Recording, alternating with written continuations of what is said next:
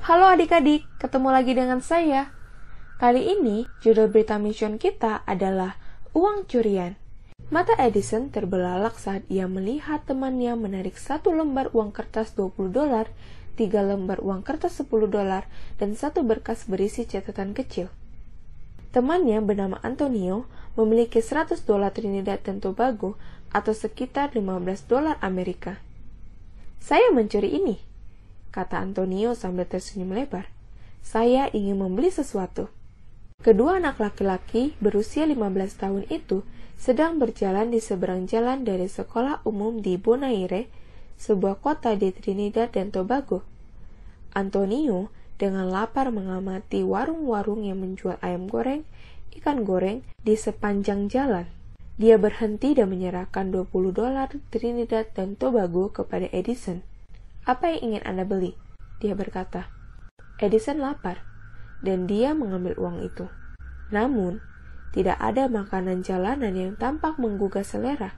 Saya tidak ingin membeli apapun di sini, katanya. Saya akan membeli sesuatu untuk dimakan di dekat rumah saya. Keesokan harinya, guru memanggil Edison ke kantornya. Saya baru saja berbicara dengan Antonio tentang seseorang yang mencuri $100 Trinidad dan Tobago dari dompet seorang gadis kemarin, katanya. Antonio mengatakan bahwa Anda mencuri uang itu. Benarkah itu? Edison merasa sangat sedih. Dia memberitahu guru tentang percakapannya dengan Antonio dan bagaimana dia menerima $20 Trinidad dan Tobago. Guru senang karena Edison tidak mencuri uang itu. Tetapi Anda tetap melakukan kesalahan dengan menerima uang curian, katanya. Keesokan harinya, Edison kembali ke kantor guru. Juga di ruangan itu ada kepala sekolah, ibunya, Antonio, dan ibunya Antonio. Kamu adalah anak yang baik, kata kepala sekolah kepada Edison. Bagaimana ini bisa terjadi? Maafkan aku, kata Edison sedih. Itu tidak akan pernah terjadi lagi. Kepala sekolah mengumumkan bahwa Edison akan diskors dari sekolah selama 7 hari sebagai hukuman karena menerima uang curian. Antonio diskors selama 1 bulan karena mencuri uang. Kedua anak laki-laki itu diharuskan untuk mengembalikan uang kepada gadis itu dengan mengembalikan 2 kali lipat jumlah uang yang telah mereka curi.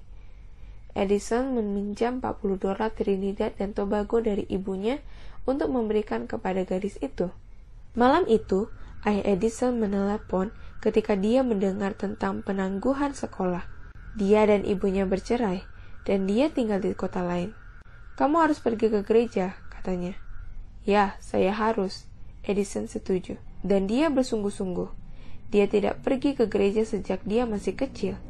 Dia melihat sekeliling rumahnya untuk mencari gereja. Itu harus dilalui dengan berjalan kaki karena dia tidak ingin meminta uang kepada ibunya untuk naik bus. Kemudian dia teringat bahwa ada gereja Masihi Advent hari ke-7 yang hanya berjarak 15 menit berjalan kaki. Dia pergi ke Sabat berikutnya dan menemukan semua orang ramah dan menyambut dia. Dia pergi lagi pada hari Sabat berikutnya, dan kemudian pada hari Sabat berikutnya. 3 tahun berlalu, dan pertemuan penginjilan besar diorganisasikan di gereja. Edison mengundang keluarganya untuk pergi bersamanya, dan mereka melakukannya. Di akhir ibadah, Edison dibaptis bersama ibu, nenek, saudara laki-laki berusia 12 tahun, saudara perempuan yang berusia 9 tahun, dan sepupu yang berusia 11 tahun. Saya senang, kata Edison. Sekarang kami merayakan Sabat bersama. Dan kami memiliki kasih yang sama kepada Tuhan. Saat ini, Edison bersekolah di Sekolah Menengah Advent, Sekolah Menengah Universitas Caribbean Union, di kampus Universitas Karibia Selatan.